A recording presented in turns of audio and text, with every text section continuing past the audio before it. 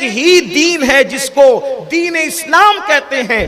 باقی اور جگہ آپ کو کہانیاں ملے گی, قصے ملیں گے, گڑے ہوئی باتیں ملے گی, بے سر و پیر کی جو ہے وہ گفتگو ملے گی, لیکن حقائق اگر کہیں ہیں تو وہ صرف اور صرف اس مذہب کے اندر ہے جس کو آسمان کے رب نے, آسمانوں کے رب نے زمین پر نازل فرمایا ہے. اور وہ کیا ہے؟ دین ہے. دین اسلام کیا ہے؟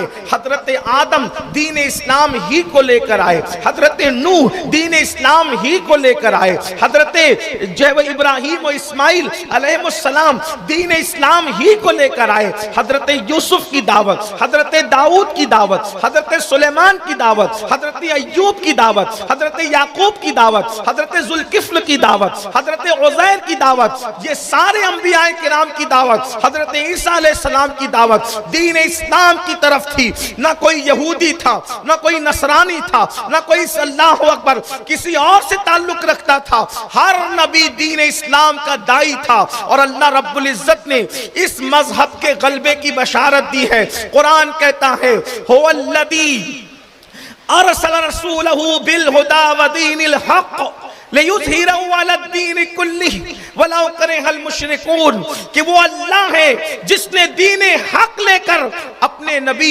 آخری نبی محمد الرسول اللہ کو جلوگر فرمایا.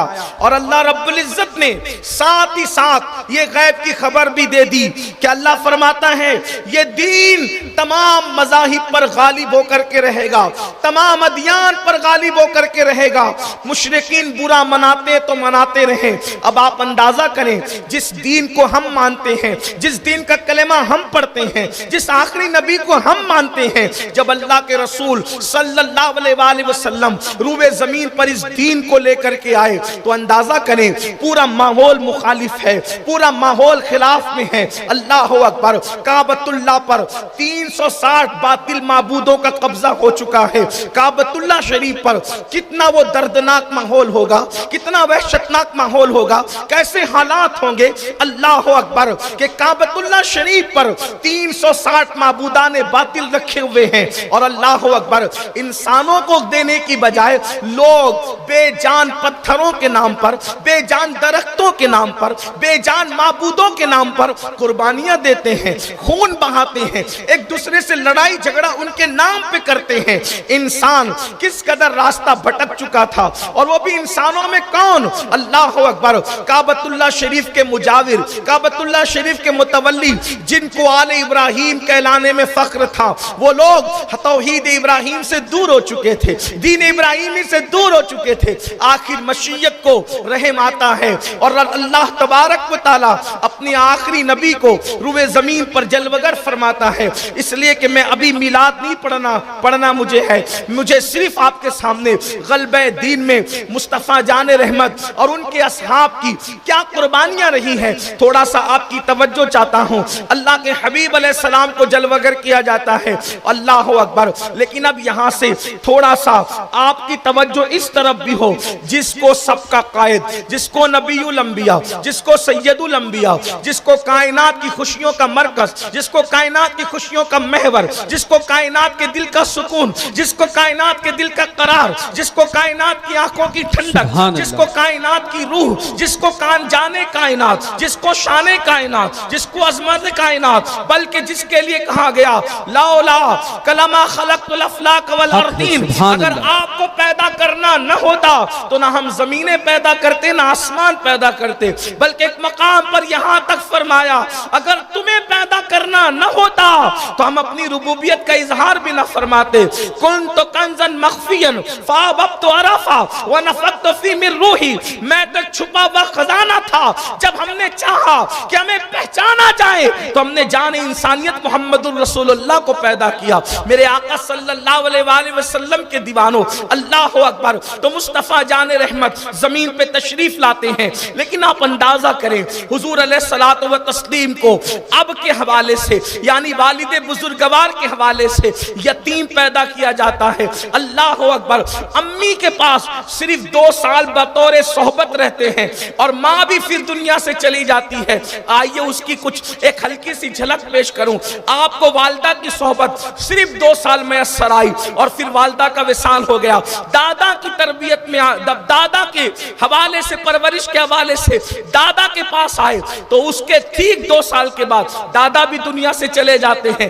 آپ اندازہ کریں، یتیمی پر یتیمی ہے، لیکن ہم یہ نہیں کہتے داغ یتیمی، اس لیے کہ جس کو سید المعصومین بنایا گیا ہو وہاں داغ کا کوئی تعلق نہیں ہے۔ ہم لوگوں کو داغ یتیمی نہیں بلکہ در یتیمی کہتے ہیں۔ اللہ اکبر، وہ عبداللہ اور آمنہ کا در یتیم، یتیموں کے اندر موتی ہے۔ اللہ اکبر، اور وہ ایسا موتی ہے، خدا کی عزت کی قسم، صدف میں پانی کا قطرہ ان موتیوں کا اس موتی کا تصور کرتا ہے تو خدا اسے موتی بننے کی صلاحیت عطا کر دیتا ہے۔ دندانو لبو زلفو رخ شاہ کے فدائی ہے در عدن لال یمن مشک ختن پھول۔ اللہ اکبر، میرے اور آپ کے آقا مصطفیٰ جان رحمت صلی اللہ علیہ وآلہ وسلم 2 ماں کے حوالے سے شکم مادر میں موجود ہیں اور والد بزرگوار دنیا سے تشریف لے جاتے ہیں۔ حضرت سیدنا عبداللہ رضی اللہ تبارک و تعالی عنہ دنیا سے تشریف لے جاتے ہیں، شکم مادر میں صرف 2 ماہ کے ہیں۔ آپ کو اب سے پوچھنا چاہتا ہوں، آخر محبوب کو یتیم پیدا کرنے میں حکمت کیا تھی؟ میرے ایک دوست نے اپنی ایک داستان مجھے بتائی، جب اس نے داستان بتائی تو میں اس داستان کو سننے کے بعد مسکرانے لگا۔ اس نے مجھے غصے سے کہا، تجھے میرے درد کا اثر اس لیے نہیں ہے کہ تو اس راستے سے کبھی گزرا نہیں ہے۔ وہ داستان کیا تھی میں اس کا ذکر نہیں کر سکتا، لیکن اتنا ضرور ہے اس نے جب اپنی داستان سنائی، میں غربت کی داستان سن کے رویا، لوگوں کی یتیمی کی داستان سن کر آنکھ میں آنسو آئے، لیکن اس کی جو داستان تھی درد دل تھا، اس کا تڑپنا تھا، بلکنا تھا، لیکن میں اس پہ مسکرا رہا تھا۔ وجہ یہ تھی کہ جس راستے سے وہ گزر کر بلبلا رہا تھا اس راستے میں ہم نے کبھی قدم ہی نہیں رکھا تھا۔ وہ راستہ کیا ہے، اس کی داستان کیا ہے، اختصار کے ساتھ حضرت سیدنا شاہ نیاز بے نیاز کے جو ہے وہ 2 مصروں کے درمیان اہل عقل اور اہل خرد کے جہاں اشاروں کے طور پہ بتا دوں کہ بلحوث پاؤ نہ رکھیو اس راہ کے بیچ، عشق ہے یہ راہ گزرے عام نہیں۔ اللہ اکبر، تو میں نے کبھی اس راہ میں قدم ہی نہیں رکھا، تو اس لیے مجھے جو ہے وہ بہت ہلکی سی بات معلوم ہے۔ اس نے غصے سے کہا، تو میرا درد اس لیے نہیں سمجھ سکتا کہ تو اس راستے سے گزرا نہیں۔ یقین جانے تب مجھے احساس ہوا کہ اللہ نے محبوب کو یتیم اس لیے بنا کر بھیجا کہ وہ یتیموں کے ماوا بن کر آئے تھے، یتیموں کے غمگسار بن کر آئے تھے، بیواؤں کا سہارا بن کر آئے تھے۔ اس لیے بیوہ ماں کی گود میں جلوگر فرمایا، کیونکہ انسان اگر بھوک سے آشنا نہ ہو تو وہ کسی کی بھوک کا احساس نہیں کر سکتا، انسان اگر پیاس سے آشنا نہ ہو تو وہ کسی کی پیاس کے درد کو محسوس نہیں کر سکتا۔ اللہ اکبر، اللہ کے حبیب علیہ السلام کی ولادت ہوتی ہے اس شان سے کہ آپ اللہ اکبر وہ والد بزرگوار کے وصال کے ٹھیک 7 ماہ کے بعد کم و بیش دنیا میں تشریف لاتے ہیں۔ دادا چچا آپ کو پیار دیتے، محبت دیتے، ماں پیار دیتی ہے اور حلیمہ سعدیہ کے سپرد کر دیے جاتے ہیں۔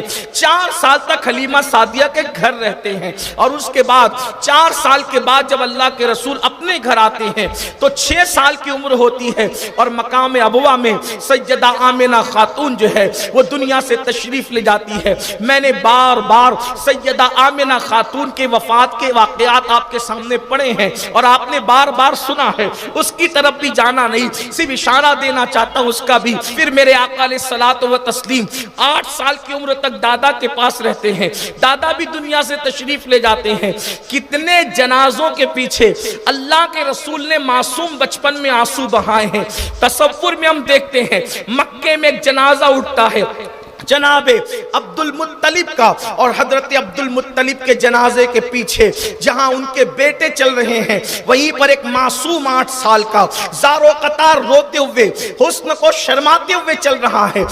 جو ہے وہ فطرت پوچھتی ہے یہ کون ہے، تو کہنے والا کہتا ہے یہ دادا کا جنازہ ہے، اور پیچھے روتے ہوئے جانے والا اللہ اکبر کوئی اور نہیں ہے بلکہ جو 2 مرتبہ یتیم ہو چکا ہے، تیسری مرتبہ یتیمی کی یادگار تازہ ہو رہی ہے، اس لیے دادا کے جنازے پیچھے رو رہا ہے۔ رونے والے کا نام کیا ہے؟